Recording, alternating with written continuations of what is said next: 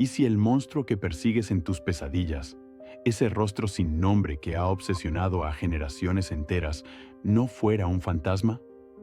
¿Y si, durante todo este tiempo, el asesino del zodiaco hubiera estado caminando entre nosotros, viviendo una vida tranquila, oculto a plena vista mientras el mundo buscaba una sombra?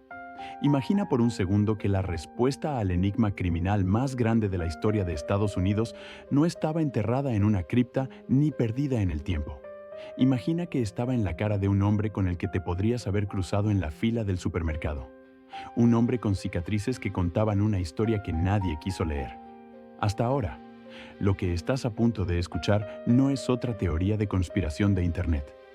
En 2021, un equipo de élite de inteligencia militar rompió el silencio y puso un nombre y un apellido sobre la mesa. Gary Francis Post. Dicen que tienen las pruebas. Dicen que descifraron el código. Pero, ¿es esta la pieza final del rompecabezas?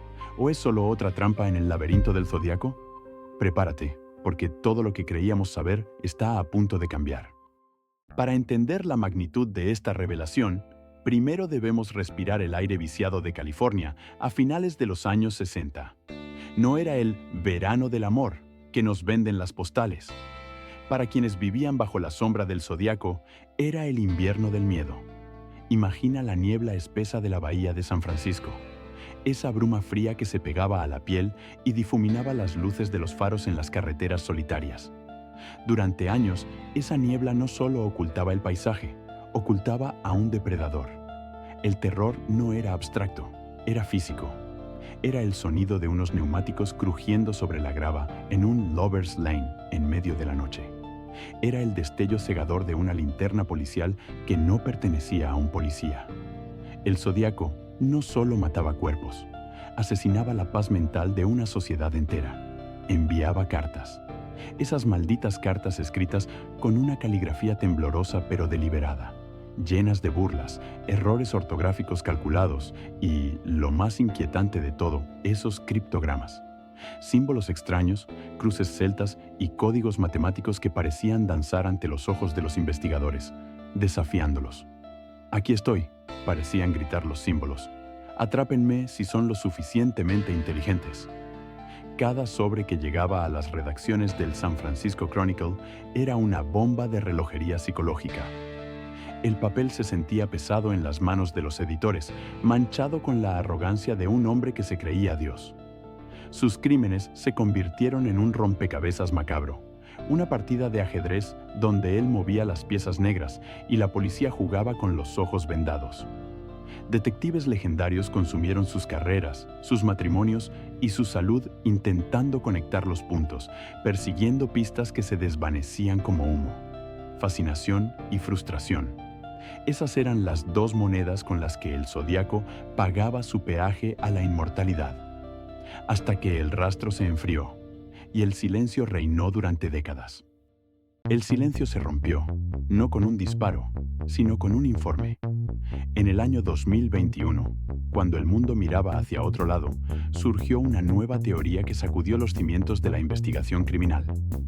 No vino de un detective aficionado en un sótano, ni de un foro de Reddit. Vino de The Case Breakers. Este no es un grupo cualquiera.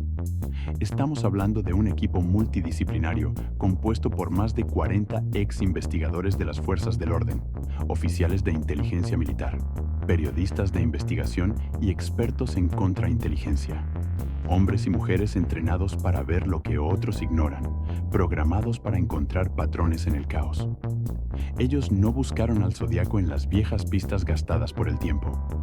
Ellos aplicaron una metodología forense moderna a un caso antiguo, y su dedo acusador se posó, con una firmeza escalofriante, sobre un nombre: Gary Francis Post, un veterano de la Fuerza Aérea, un hombre que había servido a su país, que había aprendido disciplina y quizás tácticas de evasión.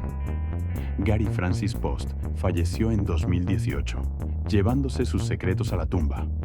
O eso creía él, porque los Case Breakers afirman que Post dejó rastros rastros indelebles que, según ellos, lo vinculan directamente con la capucha del verdugo. Argumentan que el asesino del Zodíaco no era un fantasma sin rostro.